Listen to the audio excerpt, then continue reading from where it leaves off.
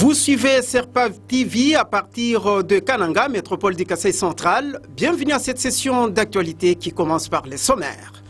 Travaux de construction de la nationale numéro 1, tronçon distant de 155 km, compris entre Kamwesha, Bulungu ou Kananga. L'entreprise égyptienne Arab Contractors se veut rassurante quant à l'évolution de ces projets.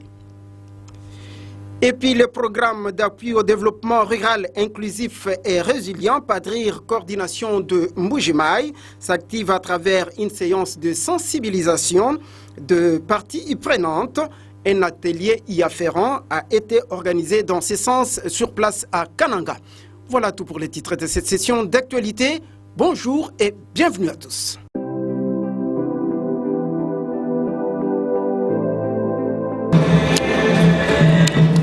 Je le disais tantôt, une conférence de presse a été animée par l'entreprise Arab Contractors à Kananga. Il s'agit d'éclairer l'opinion centrée kassaïenne de la réalisation de ce projet sur la nationale numéro 1, comprise au niveau de Kamwesha, Bulungu ou Kananga. Trouvons Jean-Pierre Kanyonga pour d'amples détails. Une conférence de presse a été organisée ce mardi 11 octobre 2022 par l'entreprise Arab Contractors au Kasaï central, précisément à Kananga, chef-lieu de province. Le directeur du projet a salué la tenue de cette première conférence à l'espace Grand Kasaï. Vous êtes libyen, venu chez nous. Je suis le directeur du projet. Monsieur Mohamed Reda. Dans son exposé, le chef du projet adjoint a expliqué en grande ligne les 5 points, à savoir l'importance du projet pour le tronçon RN1, la consistance des travaux prévus et la durée du projet, l'importance de l'accompagnement de la population locale, les indemnisations des cases et maisons et l'exploitation de la carrière d'Nganza. Les travaux prévus et la durée du projet. Les projets et la construction d'une route entre Kamwesha et Kananga d'une longueur totale de 152 km. Le projet comprend les travaux suivants: terrassement, travaux de couche de route et d'asphalte, travaux de drainage longitudinal et transversal et construction de 3 ponts modernes sur les rivières de Lilia, Mayao et Calibo en structure métallique et des dalles en béton armé. Travaux de signalisation et dispositifs sécuritaires. Le tout sur une durée de 36 mois. Pour sa part, le directeur technique Youssoufou a donné avec précision la durée des travaux et autres. Nous appelons toutes les autorités et la population locale à une franche collaboration avec l'entreprise et un tout soutien au projet, surtout par la compréhension des enjeux de sécurité sur le site des travaux, qui permettra d'éviter les accidents et autres incidents majeurs. Présent à cette conférence de presse, M. David Kachichi, gestionnaire du projet COFED, en parle. La mission de contrôle est chargée de surveiller et contrôler les travaux exécutés par l'entreprise Arab Contractors. C'est notre organe technique, c'est elle qui est censée s'assurer que les travaux sont exécutés dans les règles de l'art, suivant le respect des spécifications techniques telles qu'édictées dans le contrat. Le projet s'exécute sous financement de l'Union européenne. C'est suite à un partenariat entre le gouvernement congolais et le bailleur de fonds qui est l'Union européenne que ce projet est exécuté. Ils vous ont parlé du projet allant de Kamwesha à Kananga, mais j'aimerais apporter une petite précision. Le projet dont ils ont parlé est alloti en 2 lots.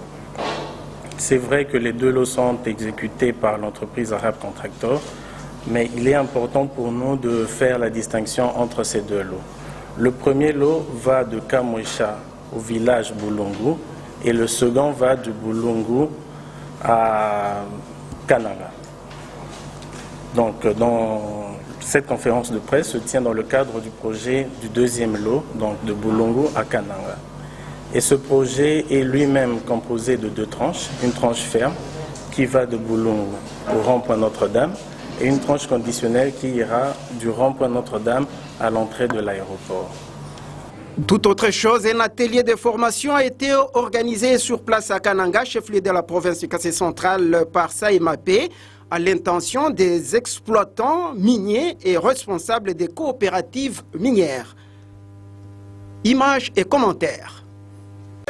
Ouverture d'un séminaire organisé par SAEMAP Kasaï central à l'intention des responsables des coopératives minières ainsi que les acteurs œuvrant dans le secteur minier artisanal dans le but de présenter Détecteur, une œuvre de la société Minelab dont la présentation a été faite par M. Wilton Marc Briand pour faciliter à ce dernier la détection de l'or. Prenant la parole pour la circonstance, M. Mamadou Doukouré, dans sa qualité du directeur distributeur local, a donné quelques grandes lignes par rapport à ces détecteurs. Nous revenons cette fois-ci pour faire connaître à la population congolaise en général et aux orpailleurs de Kananga en particulier, un instrument de technologie très avancé pouvant faciliter à 70 voire 80% le travail de recherche minière. Les directeurs provinciaux de SAEMAP ont indiqué le pourquoi Didi Atelier. Nous disons d'abord un grand merci à la direction générale du SAEMAP qui a pensé aujourd'hui au Kasaï central parce qu'il a signé un protocole d'accord avec une société australienne qui fabrique les détecteurs d'or. Sur base de ça, ils ont pensé à ça pour venir former les coopératives minières du Kasaï central, plus précisément celles de Luisa qui font de l'or, parce qu'ils travaillent sans précision. Maintenant, avec les appareils qui viennent d'amener là, on espère plus avoir des précisions pour augmenter la production et pour faire une bonne traçabilité. Un des présidents des coopératives de la place n'a pas manqué à donner son point de vue par rapport à cette organisation dissémineur. La société Minérable nous amène un matériel qui est un appareil détecteur des minéraux. Diminue sensiblement le travail que nous avons à faire. Nous, sur place à Kabandamoussefou, pour arriver à avoir de l'or, des fois nous travaillons beaucoup et en vain. En tant que ministre provincial en charge des mines, a remercié les organisateurs. Ils ont facilité à ce que nos coopératives puissent avoir des matériels qu'il fallait. Nous voulons à ce que la production de l'or soit maximale ou soit forte au Kasaï central avec l'utilisation de ces machines, parce que quand il y a une forte production de l'or, cela aussi aidera la province, même l'État congolais, à maximiser aussi les recettes. Je le disais au sommaire de ce journal, le programme d'appui au développement rural, inclusif et résilient, PADRIR, coordination provinciale de Mbujimaï, s'active dans la sensibilisation des parties prenantes. Ainsi, une activité dans ce sens a été organisée à travers un atelier de formation sur place à Kananga. Suivez. Tenu à Kananga d'un atelier de sensibilisation et prise de contact avec le partie prenante du programme d'appui au développement rural inclusif et résilient en sigle PADRIR, coordination de Mbujimaï. Dans son mot, le coordonnateur du programme, M. Georges Ntumba, a révélé les objectifs poursuivis en organisant cet atelier au chef-lieu de la province du Kasaï central. Il a ajouté que son projet et programme va concerner 3 territoires, à savoir Dibaya, Kazumba et Luisa. Le projet consiste principalement, c'est un projet multisectoriel.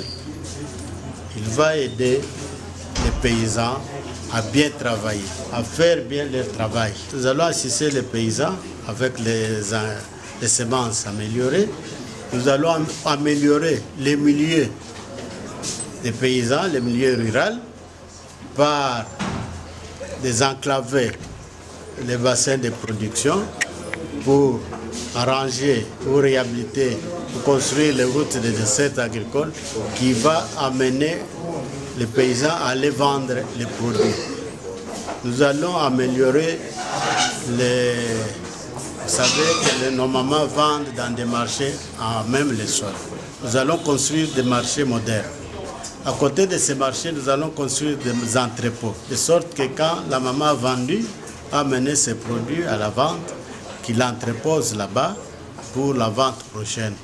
Nous allons faire des forages pour donner de l'eau potable à la population rurale. Nous allons aussi réhabiliter des écoles et des centres de santé. Tout ça, c'est pour amener les paysans à se sentir aussi citoyens du pays. Un participant à ces assises, M. Boniface Kapita Moueni, inspecteur de l'agriculture, a au nom du groupe salué la tenue de cette sensibilisation et prise de contact. L'activité, nous l'avons accueillie avec satisfaction parce que dès que le programme va devoir démarrer, les petits producteurs de ces 3 territoires vont être appuyés. Pas simplement les petits producteurs, il y aura aussi les petits éleveurs et il y a aussi le volet infrastructure, il y a aussi le ministère de l'EPSP qui est concerné parce qu'il y a des écoles qui vont être construites, le ministère de la Santé également, parce qu'il y a des centres de santé et des centres de nutrition qui vont être construits et les routes de dessert agricole. L'activité a eu lieu à l'hôtel Monde Arabe 1, situé dans la commune de Kananga, sur l'avenue Mouona. Et puis politique pour terminer, remise des 6 engins motorisés à la Fédération de l'Union pour la démocratie et le progrès social de Tchimboulou par le chef de la maison civile du chef de l'État. Cette cérémonie a été présidée par le coordonnateur provincial de cette institution en province, Sylvain Katanga, comme nous l'a dit Jean-Pierre Kanyonga. Après son passage dans la ville de Tchimboulou et dans le territoire de Dibaya au Kasaï central, au mois d'août dernier, le chef de la maison civile du chef de l'État a honoré sa promesse. Il vient de remettre 4 motos neuves pour la mobilité de cadres de la fédération de l'IDPS Kasaï central 1 de Tchimboulou et des motos, l'une à l'administrateur du territoire de Dibaya ainsi qu'au maire de la ville de Tchimboulou. La cérémonie a été présidée par le coordonnateur provincial de la maison civile du chef de l'État, M. Sylvain Katanga. Dans son mot, le coordonnateur a expliqué le pourquoi de cette remise de motos séjour à la dite fédération et aux deux administratifs. Nous sommes une coordination provinciale de la maison civile de l'État basée ici à Kananga. Pendant le passage du chef de la maison civile à Tchimboulou et à Dibaya, il a eu à s'entretenir avec différents groupes, différentes forces vives de Tchimboulou et de Dibaya. Entre autres, il a parlé avec l'administration territoire et aussi avec l'équipe de l'UDPS Tchimboulou.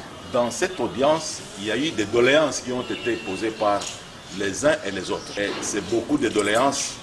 Il a dit qu'il n'était pas capable de résoudre tous les problèmes, mais il va choisir un des problèmes pour essayer de résoudre. Le chef de la maison civile a promis fermement que je ne peux pas résoudre tous les problèmes, mais à mon arrivée à Kinshasa, je vais faire en sorte que je puisse vous envoyer les motos pour faciliter votre mobilité. Au nom des bénéficiaires, l'administrateur des territoires de Dibaya, M. Bertin Kabongo, a salué cette dotation qui tombe au point nommé.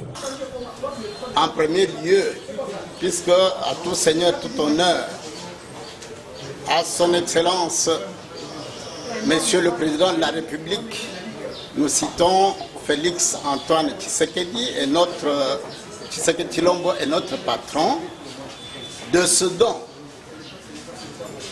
qu'il a l'honneur de remettre à Dibaya en général et à la fédération de l'UDPS Kasaï 1 en particulier. Signalons que la cérémonie a eu lieu dans les anciennes installations de la MONUSCO Kananga dans la commune qui porte le même nom. Voilà, c'est la fin de cette session d'actualité sur Serpav TV. Merci de l'avoir suivi. Monique! Salut Monique! Tu es malade? Ce matin, en allant au marché, je t'avais vu au centre de santé du coin. Ah, ok. Ce matin, hein? Oui. J'étais allée à la consultation prénatale. L'infirmier m'a donné des médicaments contre la malaria. Et il m'a aussi donné la moustiquaire pour me protéger et protéger les bébés qui est dans mon ventre contre la malaria. Ah bon? Moi aussi, je suis enceinte d'1 mois. Dois-je commencer la CPN? Écoute, Meta. Une femme enceinte doit se rendre à la consultation prénatale quand elle commence à sentir les premiers mouvements de l'enfant.